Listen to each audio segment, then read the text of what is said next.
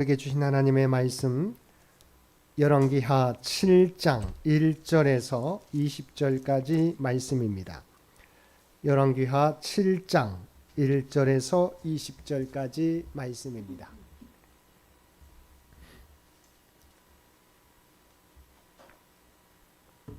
우리 주신 말씀 열왕기하 7장 1절에서 20절까지 말씀 우리 한 절씩 교독합니다.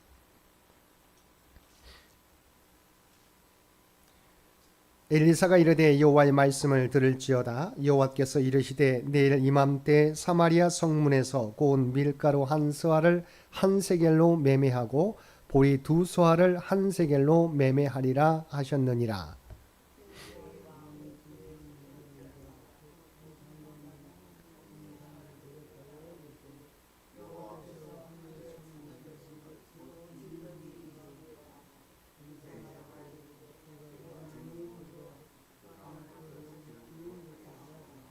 성문 어귀에 나병 환자 4사람이 있더니 그 친구에게 서로 말하되 우리가 어찌하여 여기 앉아서 죽기를 기다리랴.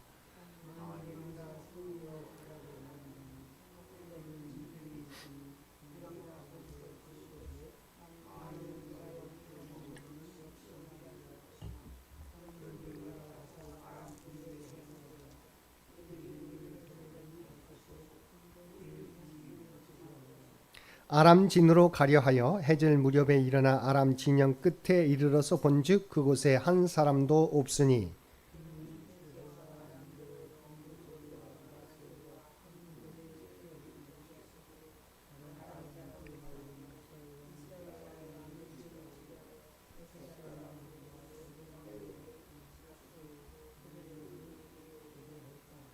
해질 무렵에 일어나서 도망하되 그 장막과 말과 나귀를 버리고 진영을 그대로 두고 목숨을 위하여 도망하였음이라.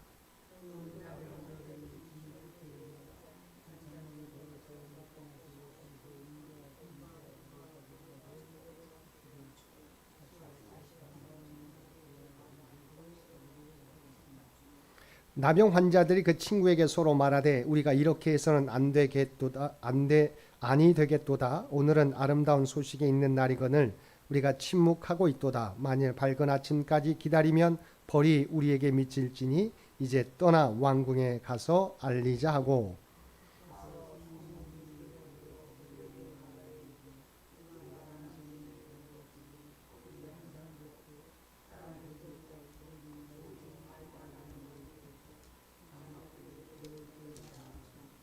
그가 문지기들을 부르매 그들이 왕궁에 있는 자에게 말하니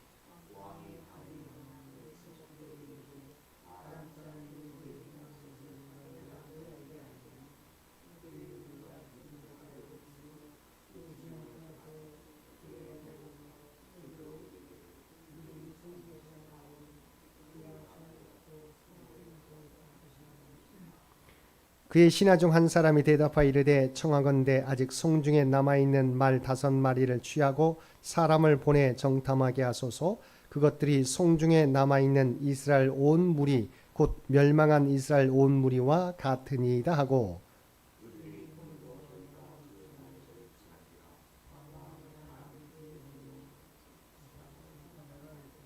그들이 그들의 뒤를 따라 요단에 이른즉 아람 사람이 급히 도망하느라고 버린 의복과 병기가 길에 가득하였더라.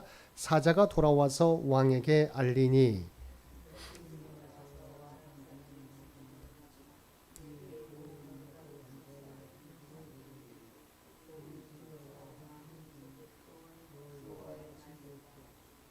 왕이 그의 손에 의지하였던 그의 장관을 세워 성문을 지키게 하였더니 백성이 성문에서 그를 밟음에 하나님의 사람의 말대로 죽었으니 곧 왕이 내려왔을 때 그가 말한 대로라.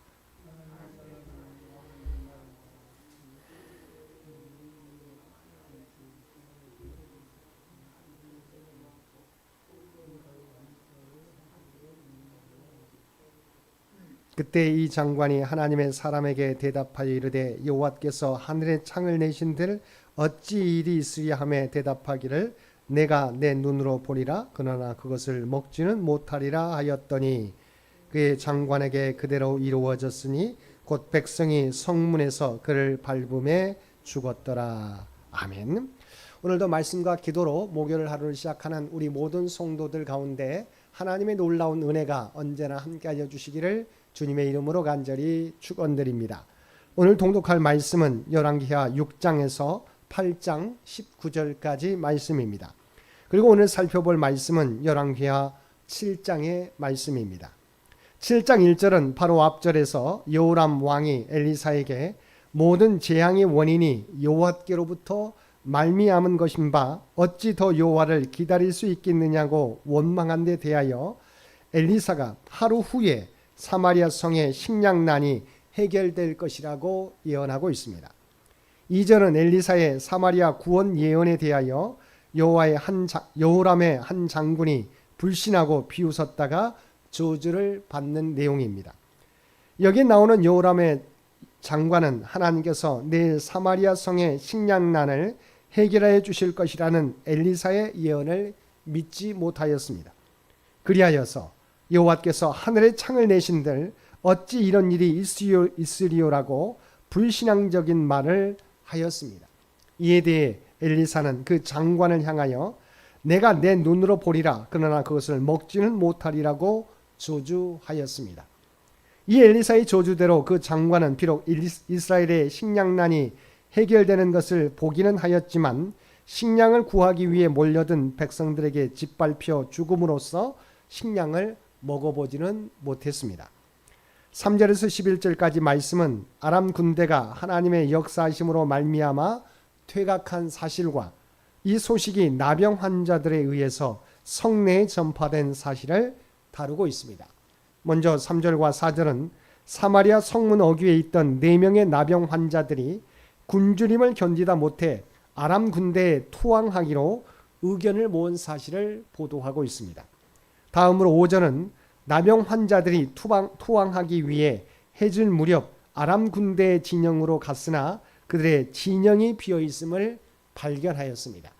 6절과 7절에서는 아람 군대의 진영이 비게 된 이유에 대한 설명으로 하나님이 아람 군대로 하여금 병고와 말소리를 듣게 하셨음과 아람 군대가 그 소리를 햇사람과 애굽의 용병들로 구성된 이스라엘의 동맹군이 오는 소리로 오인하여서 진지와 모든 보급품을 그대로 둔 채 급히 퇴각하였다는 것입니다.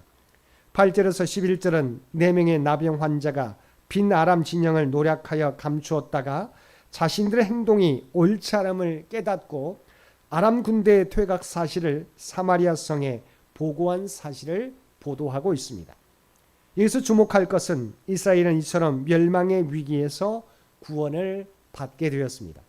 그런데 사마리아 성의 백성들이 구원을 얻는 데 있어서 한 일이라고는 아무것도 없었다는 것입니다. 그들이 한 일이라고는 그저 성문을 닫아 걸고 있었던 것밖에 없습니다. 사실 그들은 하나님이 그들을 구원하기 위해서 아람 군대를 자기 나라로 쫓아보내신 사실도 모르고 있다가 나병 환자들이 전해준 소식을 듣고서야 겨우 자신들이 구원을 얻은 사실을 알게 되었습니다. 사마리아 성의 이스라엘 백성들은 자신들의 구원에 있어서 전적으로 무기력했습니다. 만일 외부에서의 도움이 없다면 그들은 성 안에 갇혀서 아무런 소망도 갖지 못하고 있다가 비참한 운명에 처해질 상황에 있었습니다. 그런데 하나님은 바로 그러한 사마리아 성 사람들을 놀라운 방법으로 구원하신 것입니다. 이와 같이 사마리아 성 사람들이 처했던 운명은 영적으로 볼 때 모든 인류가 처했던 운명이라 할 수 있습니다. 우리 인간들은 본래 모두 죄인들로서 사망에 갇혀 있는 사람들이었습니다. 그래야 우리 인간들에게는 아무런 소망이 없었습니다. 우리가 우리의 구원을 위해서 할 수 있는 일이라고는 아무것도 없었습니다. 우리는 사망에 갇혀 하루하루 소망 없이 살며 사망이 우리에게 이를 날만 기다릴 수밖에 없는 존재였습니다. 근데 지금도 예수 그리스도를 구주로 믿지 않는 사람들은 여전히 그런 상황에 처해 있습니다. 사람들은 자기 스스로 구원을 얻어보겠노라고 많은 노력을 기울였습니다. 세속 종교에 귀의하기도 하고 많은 수련을 쌓기도 하며 나름대로 의롭게 살려고도 노력합니다. 하지만 그러한 사람들이 결국 이르게 되는 것은 사망입니다. 사랑하는 성도 여러분, 우리는 죄인 스스로는 구원에 이를 수 없다는 사실을 분명하게 인식해야 합니다. 죄인이 구원을 위해 할 수 있는 일은 아무것도 없다는 사실을 깨달아야 합니다. 그러므로 우리는 온 우주의 통치자이시며 우리의 생사화복의 주관자이신 하나님을 바라보아야 합니다. 아니 이미 예수 그리스도의 보혈의 공로를 바라보고 우리의 죄를 사하신 하나님 앞에 나와야 하는 것입니다. 오직 구원에 관한 한 자신의 무능력을 고백하고 예수 그리스도의 보혈과 하나님의 자비를 의지하는 길밖에 죄인인 우리가 구원받을 수 있는 길은 없는 것입니다. 12절에서 20절까지 말씀은 여호람 왕이 아람 군대의 퇴각 보고를 받고 정찰병을 파견하여 그 사실을 확인한 사실과 식량난 해결 및 엘리사의 예언을 반박한 장관의 죽음 예언이 성취된 사실을 다루고 있습니다. 12절에서 15절은 아람 군대의 갑작스런 퇴각 소식을 접한 이스라엘 왕 여호람이 그 사실을 의심하며 한 신하의 조언에 따라서 정찰병을 파견한 사실과 정찰병이 돌아와 아람 군대의 퇴각이 틀림없는 사실임을 보고한 사실을 보도하고 있습니다. 12절을 보면 북이스라엘의 왕 곧 여호람 왕이 엘리사의 예언이 성취되었음에도 불구하고 그 소식을 전하는 나병 환자들의 말을 믿지 못하고 의심하였습니다. 여기에 보면 분명한 하나님의 예언이 있었고 그 예언이 이루어진 상황이 되었음에도 여호람 왕은 그 사실을 믿지 못하였으며 오히려 적들이 매복하고 있을 것이라고 하였습니다.